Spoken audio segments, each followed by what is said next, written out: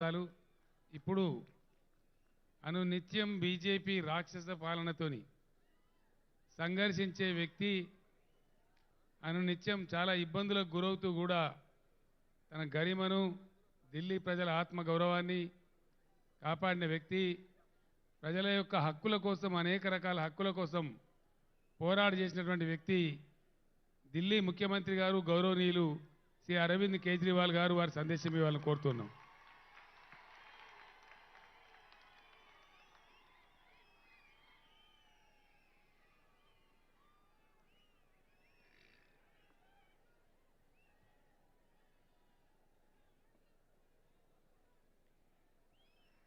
मंच पे बैठे हुए हमारे बड़े भाई तेलंगाना के मुख्यमंत्री श्री के चंद्रशेखर राव जी,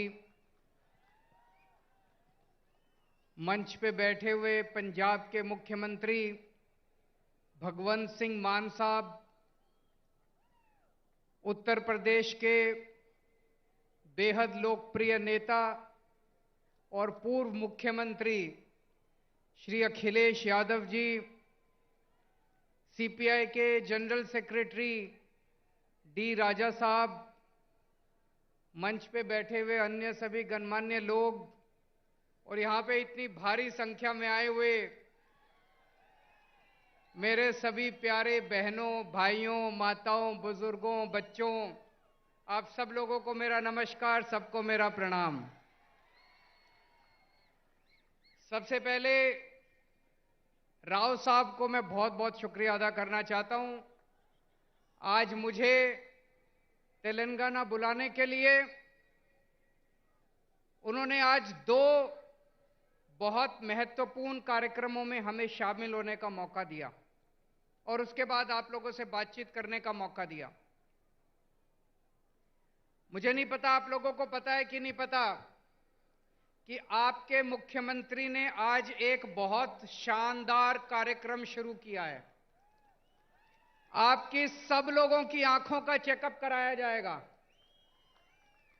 तेलंगाना में 4 करोड़ लोग रहते हैं, 4 करोड़ लोग। सब लोगों की, बच्चों की, बूढ़ों की, आदमी की, औरत की, इस धर्म की, उस धर्म की, अमीर की, गरीब की, सब लोगों की आंखों का चेकअप केसीआर साहब मुफ्त में कराने जा रहे हैं। उस कार्यक्रम का आज शुभारंभ हुआ। जिसकी आंखों में डिफेक्ट मिलेगा उसको मुफ्त में दवाई दी जाएगी। जिसे चश्मे की जरूरत होगी उसे मुफ्त में चश्मा दिया जाएगा और अगर किसी की आंखों में ऑपरेशन करने की जरूरत होगी तो उसका मुफ्त में ऑपरेशन किया जाएगा। शानदार प्रोग्राम है कि नहीं है? आज हम लोग यहां से सीख के जा रहे हैं। मैंने और हम सभी लोगों ने ये सारा कार्यक्रम देखा, इनके डॉक्टर्स से मिले, इनके ऑफिसर्स से मिले, जितने शानदार तरीके से उसका आयोजन किया जा रहा है, प्लानिंग की गई है, बहुत शानदार है।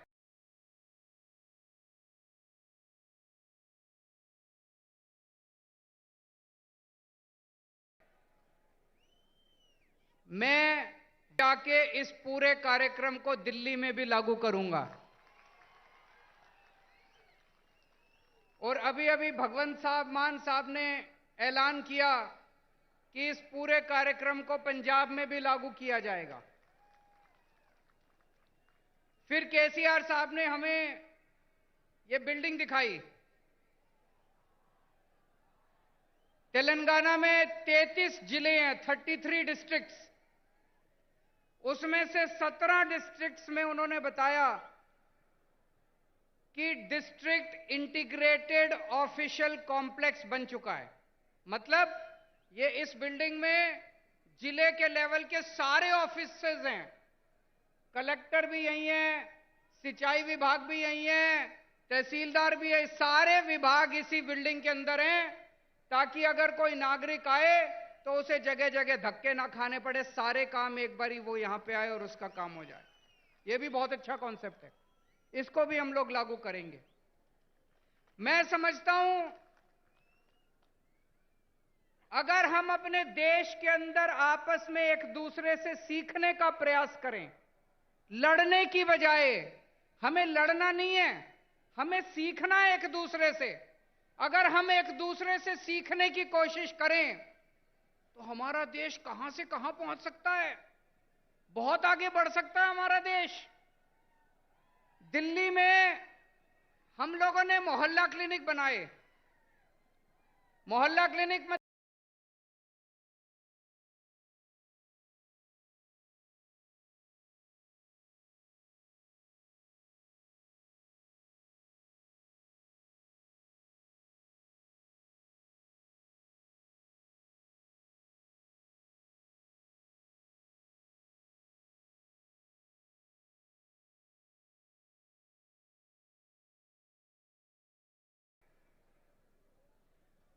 आपके मुख्यमंत्री केसीआर साहब हमारे मोहल्ला क्लिनिक देखने के लिए दिल्ली आए।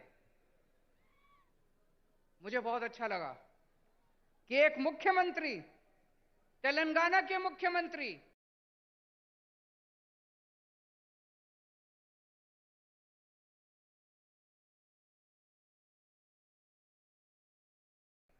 मोहल्ला क्लिनिक दिखाने ले गए।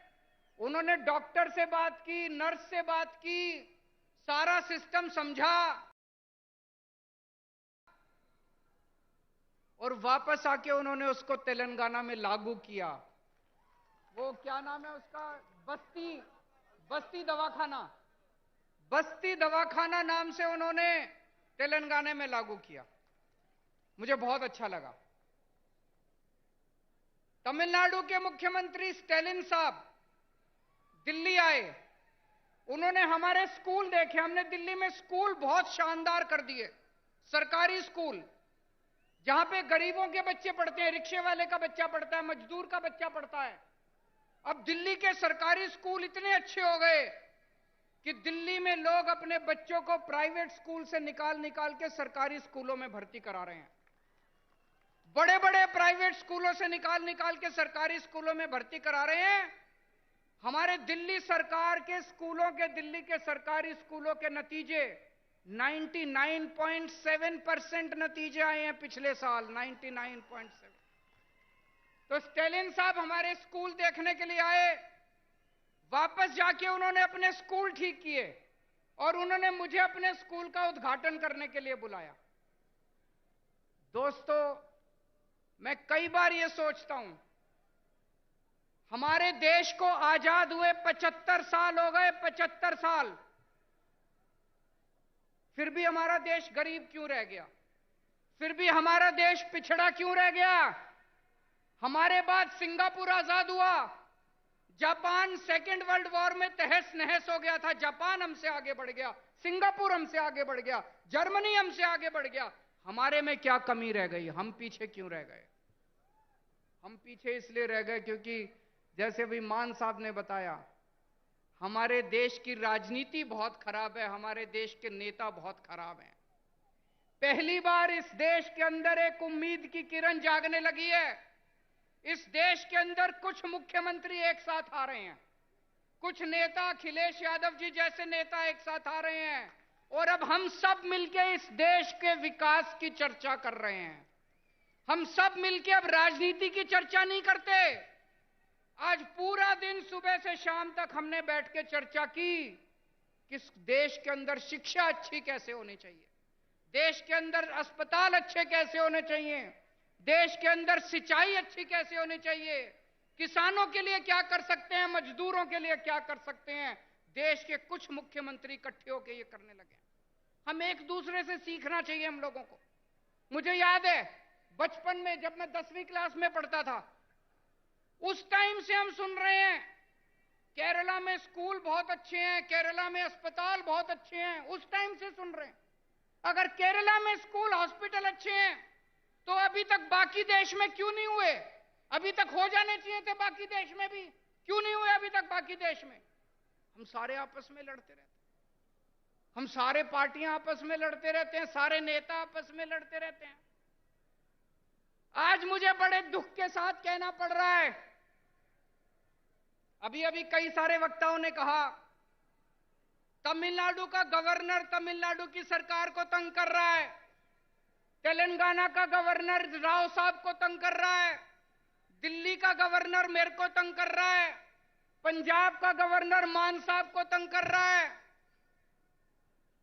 ये गवर्नर तंग नहीं कर रहे, मोदी साहब तंग कर रहे हैं। गवर्नर तंग नहीं कर रहे, गवर्नर को बेचारे को क्या लेना देना। गवर्नर को तो बड़ा सा बंगला मिल गया, आलीशान गाड़ी मिल गई, एयर कंडीशन माहौल मिल गया, नौकरी मिल गई, 5 साल ऐश करने के लिए आता है गवर्नर। गवर्नर को क्या लेना देना। दिल्ली से फोन आता है, राव साहब को काम मत करने दो, अड़चन अड़ाओ, आता है कि नहीं आता है। दिल्ली से फोन आता है, भगवंत मान को काम मत करने दो, अड़चन अड़ाओ। मोदी साहब का फोन आता है, केजरीवाल को काम मत करने दो, अड़चन अड़ाओ।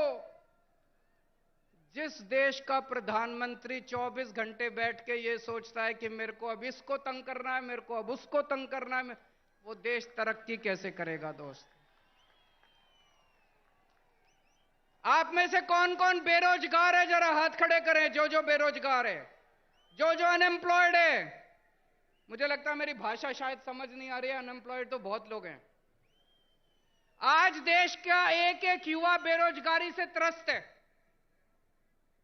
हमारे प्रधानमंत्री को बेरोजगारी से कोई लेना देना नहीं है। वो 24 घंटे बैठ के ये सोचते हैं मैं किस मुख्यमंत्री को तंग करूं, किसके ऊपर मैं सीबीआई छोड़ूं, किसके ऊपर मैं इनकम टैक्स की रेड डलवाऊं, किसके पीछे मैं ईडी छोड़ूं। आज पूरे देश के अंदर इतनी महंगाई हो गई है, एक आम आदमी को अपना घर चलाना मुश्किल होता जा रहा है, अपने बच्चे पालने मुश्किल होते जा रहे हैं। लेकिन देश के प्रधानमंत्री को महंगाई की, बेरोजगारी की कोई चिंता नहीं है। वो ये सोचते हैं आज मैं किसके एमएलए खरीदूं, इस पार्टी के एमएलए खरीदूं, इस सरकार को गिराऊं। ऐसे तो देश तरक्की नहीं कर सकता दोस्तों। 2014 में आप लोगों ने पूरे देश के लोगों ने बड़ी उम्मीद के साथ इन लोगों को भारी बहुमत दिया था, और एक एक बार नहीं, 2-2 बार आप लोगों ने इनको बहुमत देके जिताया। लेकिन अब देश बदलाव मांग रहा है। लोगों को पता चल गया कि ये लोग देश बदलने के लिए नहीं आए, ये केवल और केवल देश बर्बाद करने के लिए आए हैं। 2024 का चुनाव आपके लिए एक मौका है। अब 10 साल हो गए, और कितना इंतजार करेंगे। 2024 के अंदर सारे देश को मिलके इनको उखाड़ फेंकना है, और ऐसी सरकार लेके आनी है जो देश के बारे में सोचे, बेरोजगारी के बारे में सोचे, महंगाई के बारे में सोचे, आपके बच्चों की शिक्षा के बारे में सोचे, आपके परिवार का इलाज कराने के बारे में सोचे, देश की तरक्की करने के लिए सोचे, ना कि लोगों से बदला लेने के लिए सोचे। दोस्तों बहुत बहुत शुक्रिया। ఇప్పుడు మన గౌరవ ముఖ్యమంత్రి వర్యులు మరియు బారాస అధ్యక్షులు గౌరవనీయులు కేసీఆర్ గారు ప్రసంగిస్తారు. ఒక్కసారి అందరూ పెద్ద ఎత్తున చప్పట్లతోని కేసీఆర్ గారి నాయకత్వం, కేసీఆర్ గారి